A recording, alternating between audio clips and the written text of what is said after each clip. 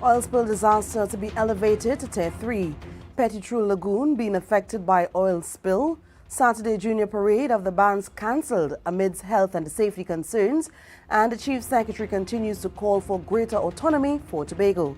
Good evening, I'm Patricia Nicholson-Richards. This is your Tobago Updates television news for Friday 9th February 2024. Topping the news tonight, Chief Secretary Fali Augustine is preparing to elevate the disaster to a Tier 3 level, which requires international assistance. Speaking at a press conference on the stage by the sea for Day 3 of the response to the oil spill, he said all assistance is needed.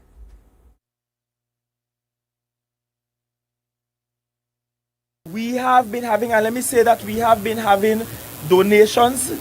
So there are people that have been calling to say that they will donate. We also have the United Nations calling both the chief administrator and the director, indicating that they want to come and contribute to the effort and certainly to the rehabilitation effort. Already, several response teams are on the island mobilizing to ascertain the situation and contain the leaking oil. Teams from the Ministry of Energy and the Ministry of Works and Transport are assisting. Side Energy, they first showed up. Then we have Heritage.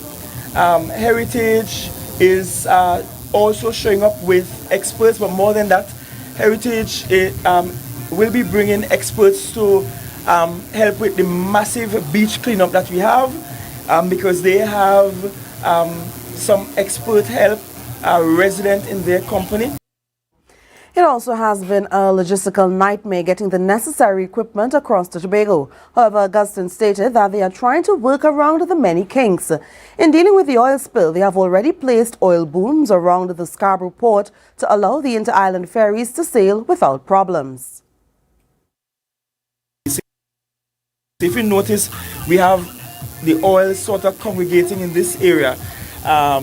If we did not have that boom, then the oil would have gone all the way across the harbour and then back again with the tide. So it's confining the material, the toxic material, in a specific space. The situation almost led to the cancellation of a cruise ship call on Sunday with over 3,000 passengers. However, after conversations with the cruise store operator Cavallo Tours, the vessel will dock. Pre-booked tours will not be affected. In the meantime, they are also attempting to contain the oil that is still leaking from the wrecked ship with oil booms. Over the weekend, unmanned water vehicles will be sent down to the wreckage to investigate the ship and determine its identification number. That way, the vessel's ownership and origin can be traced. At the moment, the wreckage continues to grind against the coral reef as the currents push it closer to shore. Well, Petitru Lagoon is experiencing significant damage, with some fishermen grounded on Day 3 since a vessel drifted into the waters around the Cove Estate, leaking oil into the sea. Reporter Candice Jackson and cameraman Kerry Porter went out and had a first-hand look at the impact of this Tier 2 disaster. The infiltration of the wetlands has begun as the oil clings to the roots of the mangroves. The impact on the Petitru Lagoon is devastating, threatening a sensitive breeding ground for many marine creatures. The stench of diesel pierces through the mangroves. Chief Secretary Fali Augustine said the outlook is bleak. The Petitru Lagoon is decimated, essentially. So naturally, we'll have to sit and plan how to rehabilitate that area, how to extract, rehabilitate. And so we'll be bringing the environmentalists and so on board. It is going to be a massive undertaking. Over at Petitru Beach, where the oil continues to be deposited, workers and volunteers look on at the daunting task in the midday sun, while the sargassum seaweed is soaking up the oil and making the removal somewhat easier. It continuously contaminates the white sand beach. If you want to know an idea of how thick the oil is, here's a look. And it's actually very hot, of course, with the heating of the sun, the midday sun. Meanwhile, fishermen have begun to feel the impacts. President of the All Tobago Fisherfolk Association, Curtis Douglas, said the oil leak is threatening the ability of fishermen to provide fish for the population. Right now, this is the Barracuda area. We is a heavily concentrated on Barracuda, kingfish and snappers. And you will find that it will affect that. Fishermen in Lambo and surrounding areas are grounded. The oil has been going up in the engine and clogging the impeller, so they had also now strip it and break it down. So I told a couple of them, especially from the Lambo and Plymouth area, to try to avoid those areas in contact with the oil spill. It is impacting the livelihoods of the fishermen. When we calculate each fisher folk by each launch every day, plus how long this effect will go, probably in the next 5 years before we could even build back a sustainable ecosystem whereby we can all be able to harvest again. It has been 3 days since the vessel was discovered outside of Cove, and the true impact is yet to be realized. However, Douglas is disappointed that the government has not treated the situation with the urgency it requires. When this happened, no tourists, no fish, no economy for us. And you telling me, I ain't hear from the Prime Minister, I ain't hear from Iana Webster, I ain't hear from any of the MP that say they're representing Tobago. So where are they? Where are they now? Them supposed to put on their boots and their PPP and let all us Tobagonians come down here and work together instead of just leaving certain people on their own. Candace Jackson, Tobago Updates, Television News.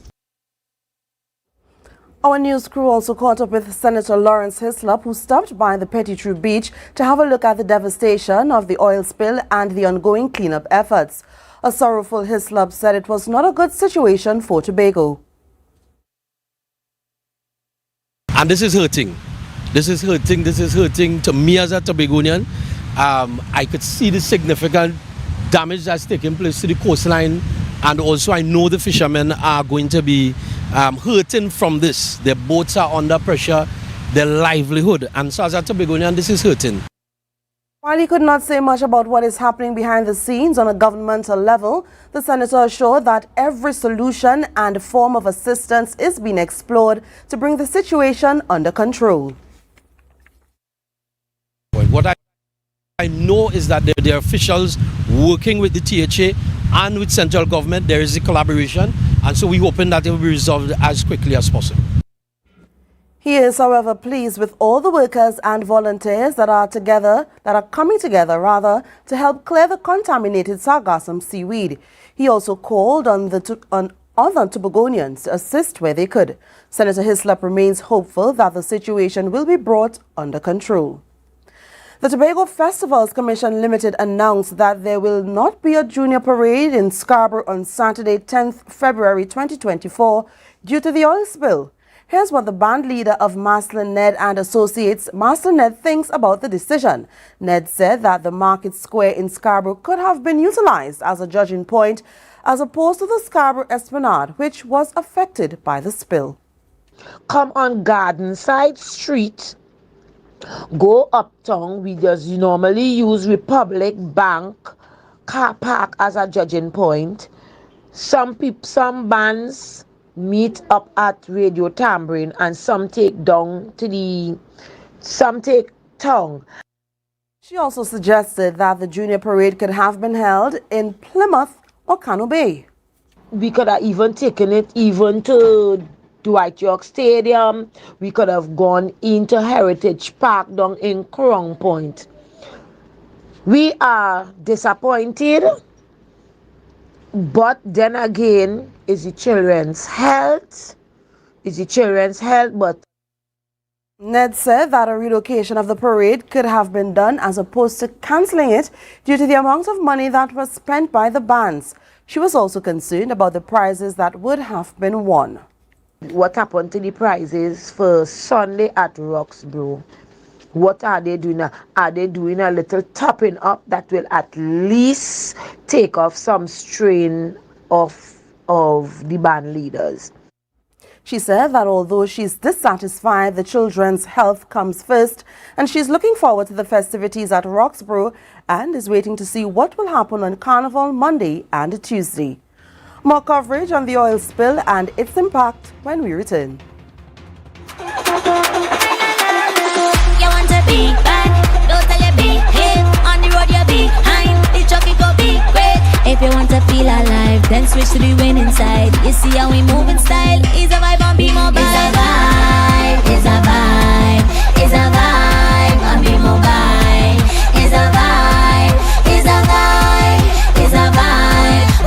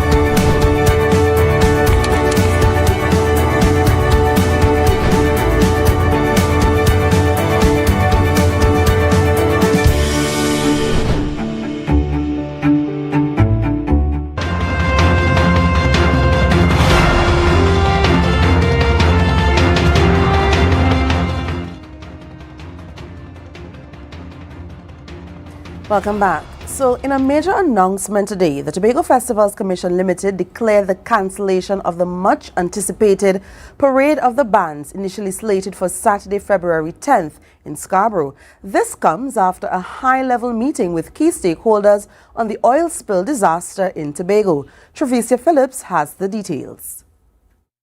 The decision to cancel Saturday's Junior Parade of the Bands in Scarborough stems from a collaborative meeting involving top officials from the Tobago Emergency Management Agency TEMA, the Chief Secretary, the Deputy Chief Secretary, and the Secretary of Health, Wellness and Social Protection. Their major concerns were the public health and safety of citizens. The cancellation comes as a precautionary measure amidst growing apprehensions regarding the health risks associated with the ongoing oil spill off Cano Bay that occurred earlier this week. TEMA continues to spearhead the comprehensive cleanup efforts, albeit without a confirmed completion date, underscoring the severity and complexity of the situation. Despite this setback, festivities are not entirely dampened as the Junior Parade of the Bands, scheduled for Sunday, February 11, 2024 in Roxborough, remains unaffected and will proceed as planned. Notably, all participating bands originally slated for the Scarborough event will be seamlessly accommodated in Roxborough, ensuring the continuity of the vibrant cultural celebration. Travicia Phillips, Tobago Updates Television News. Political leader of the Progressive Democratic Patriots, Watson Duke, expressed disappointment and dissatisfaction with how the oil spill situation is being dealt with, especially where the island's fisherfolk are concerned. The oil spill from an overturned vessel at Cove is now spreading throughout Tobago's waters. Ariana Sipiu has the report.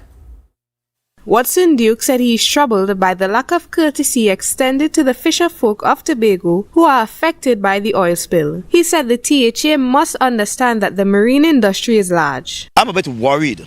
I'm really worried as to how they're going to deal with this mess. Because what I'm seeing here, as I traverse the entire east of Tobago yesterday and part of the west and even northern side, this is a calamity of magnanimous proportion. Duke noted that this oil spill is greater than any that has occurred in Trinidad and Tobago and is beyond Tobago's capacity to deal with. I heard the Chief Secretary yesterday, and I wonder if he thinks he's speaking to children, telling us that this is a grade 2. The level of it is a grade 2. And they have gotten some volunteers and people from CERT and TEMA and CPEP to come and work on the beach. The PDP leader highlighted that the number of people altogether assisting in cleaning the oil spill was 80. Duke disclosed that 29 fishermen visited him in Roxborough to express their disgust and disappointment with the THA's response to the situation. So this time, the Chief Secretary has not addressed the fishermen, nor the divers, nor those with the pleasure craft and pleasure raft, etc. He has not addressed these people. Duke told the Fisherfolk Association to stand their ground on the issue. He underscored that according to the THA Act, it is Tobago's responsibility to deal with the issue. The Chief Secretary washes his hand, does not accept responsibility yet, and is now saying they may have to go to Trinidad for help and international help. Duke stressed that this course of action is reminiscent of being a ward of Trinidad. He also shared that on Ash Wednesday, accompanied by fishermen, he will deliver a letter to the Fisheries Department urging the THA to make fisherfolk a priority. Duke emphasized that if the THA cannot deal with this issue, then they cannot deal with Tobago. He said the current THA administration needs to get out of office and call elections. Ariana Scipio, Tobago Updates Television News. Well, the minority leader, Kelvin Morris, expressed concern over the oil spill and is calling for a collaborative effort between the Tobago House of Assembly and the central government to combat the effects that the oil spill may have on the island. Here's more. Morris said that he is deeply concerned about the oil spill and whether the island would be able to deal with its impact. He is calling for an all-Tobago and national effort to minimize the effects of the spill. Morris disclosed that he reached out to the Chief Secretary to get an understanding of the administration's plan. And as well as to share with him my availability to utilize my relationships to bring to bear a quick and speedy collaborative response between the Tobago House of Assembly and the central government. Morris said his message is yet to be acknowledged. He shared that he has been liaising with his colleagues from the central government to ensure that the island can get as much support from the government as possible. It is my information that the central government did, through the Ministry of Energy and its various agencies and other agencies, held a meeting with the Tobago Emergency Management Authority as well as members of the Tobago House of Assembly. He stated that the THE administration told the central government that they require no assistance and that TEMA was leading the response. However, Morris acknowledged that though TEMA is working hard, there are technical deficiencies that the government can assist with. And therefore I'm calling on this administration to let us put the politics aside and put Tobago first. It matters not whether in this situation the help comes from the central government or even abroad. The minority leader noted that what should be the priority is ensuring that the island has the capacity, competency, and resources to limit the impact of the oil spill. He called on the Chief Secretary to rethink his approach and to consider the help of the central government to ensure that the environmental, social, and physical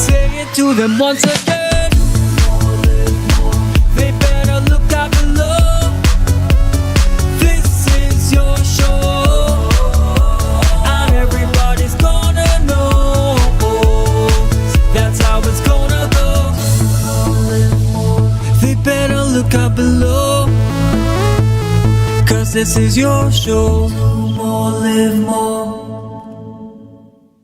Yo everyone, it's your boy Harry here from Authentic Builders General Hardware, located right here in Tobago Local Road, Tobago. That's correct, right here in Tobago. And we are offering you guys the best prices on all hardware material. And if you would like to get your free quotation done, all you have to do is WhatsApp us at 272-1990 and we will give you guys the best prices on all hardware material. That is a guarantee as we are matching or beating any quotations. Carnival is here, but before you hit the streets, make your home the ultimate party zone. Standard says, make it stage ready, now for now. Get dazzling deals on TVs, furniture, appliances, everything to impress your guest. 10% cash back, easy financing, plus no down payment. Now's the time to shine. Visit Standards today. Let them make your home the star of Carnival.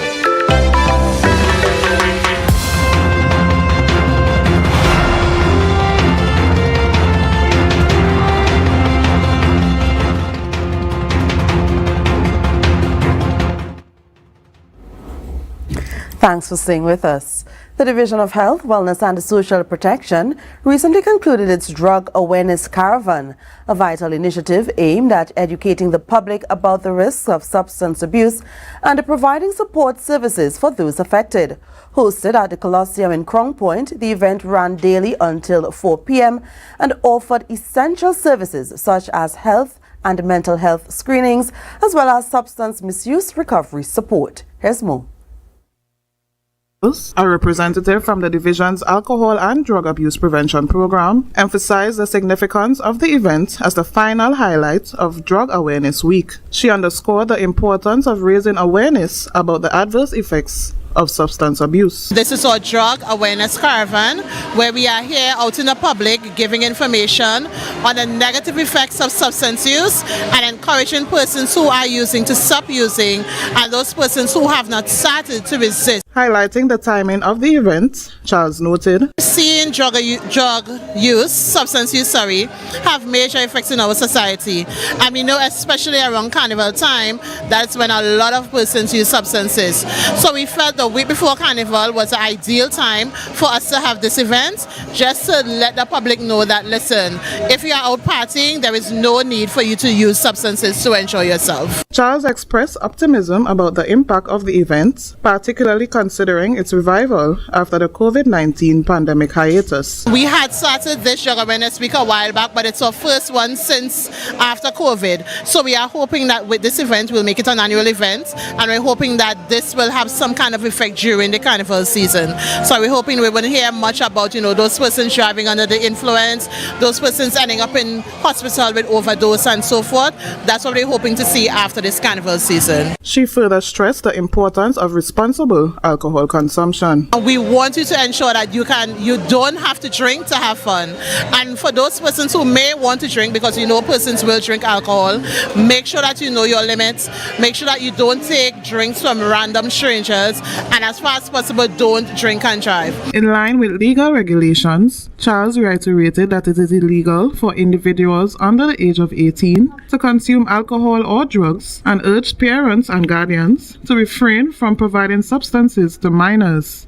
The Drug Awareness Caravan stands as a crucial initiative in promoting health, wellness, and safety within the community, underscoring the importance of informed decision-making and responsible behavior, particularly during festive periods. Travicia Phillips, Tobago Updates Television News. In a bid to mitigate the perennial traffic gridlock plaguing Milford Road during peak hours and enhance accessibility for residents and motorists in the Crown Point vicinity, the paving phase of the Shervan to Storby Local Road connector has commenced.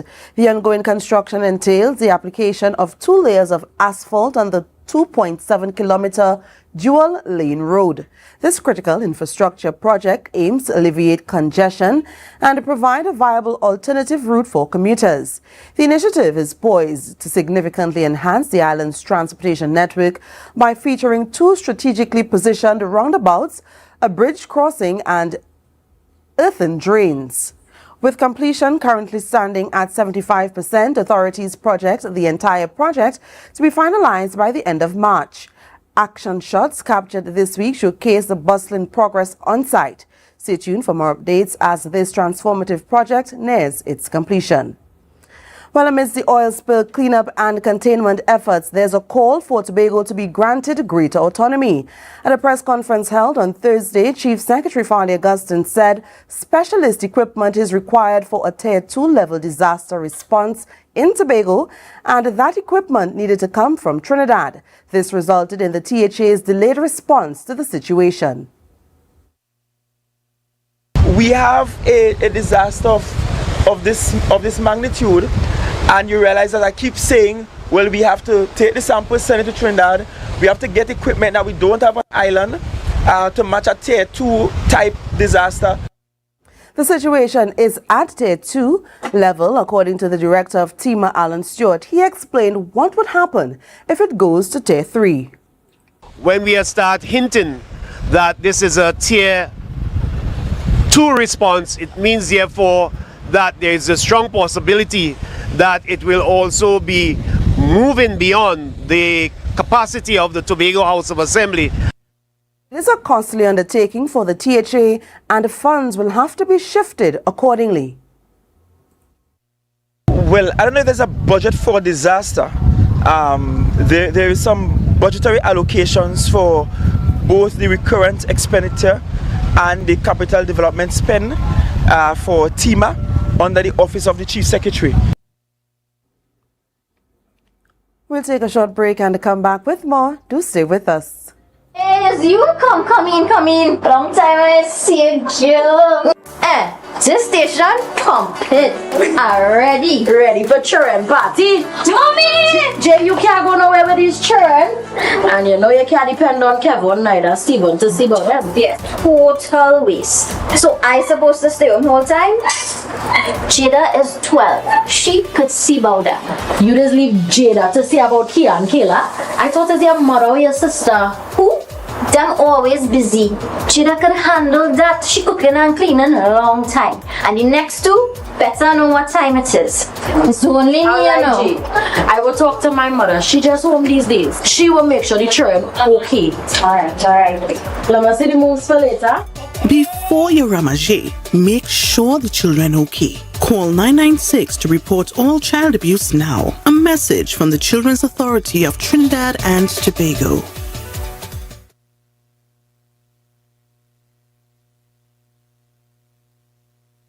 your destiny, the best way to predict it is to create it.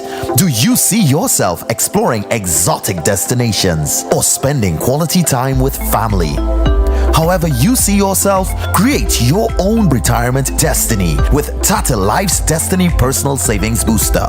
Choose from one of 3 investment options with guaranteed minimum investment returns to secure a monthly retirement income for life, with the option to choose your retirement age. So what's your retirement destiny? Call 62TATIL or visit tatil.co.tt to learn more today. Conditions apply. Tatil Life, a member of the Answer McCall Group.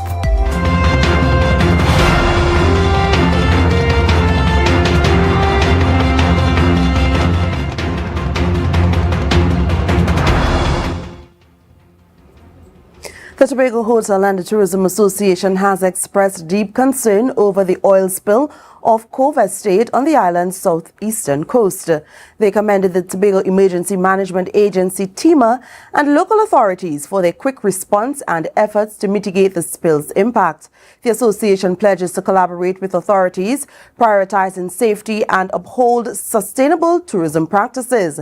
They have also vowed to keep stakeholders informed, support cleanup efforts, and encourage unity among industry partners, tourists and residents to preserve the region's beauty. The association extended gratitude to first responders and committed to ongoing updates and support for Tobago's coastal recovery. Well, the rope pulling a barge into the Barbados jetty by a tugboat broke, causing the vessel to be tossed by the waves and stuck on a rock. The incident happened on Thursday evening around the bay in Mount St. George as the vessels were on their way to Barbados Bay. The barge was carrying sand and other building materials for Warner's concrete batching plant in Studley Park. The strong currents and high waves caused the barge to break away from the tugboat. Some of the sand spilled into the sea in the process. However, most of the material managed to stay on board. Moving the vessel, however, is not easy. Crews remained on standby all day today, waiting for the tide to rise to make the vessel easier to remove.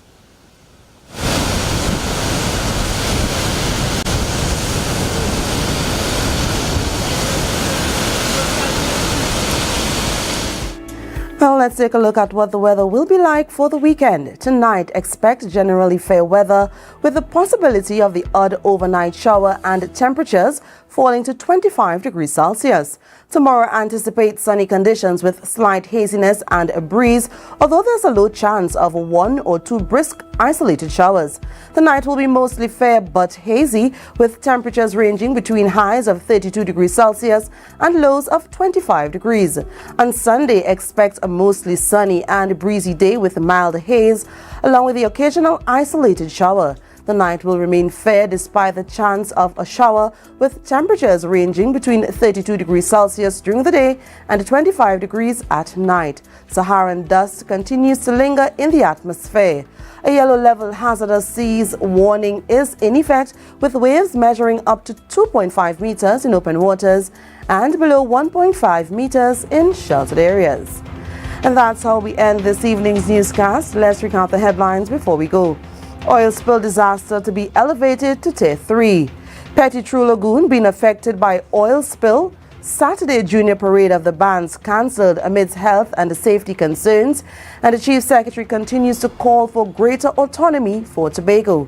I'm Patricia Nicholson Richards, thanking you so much for joining us and wishing you a good night.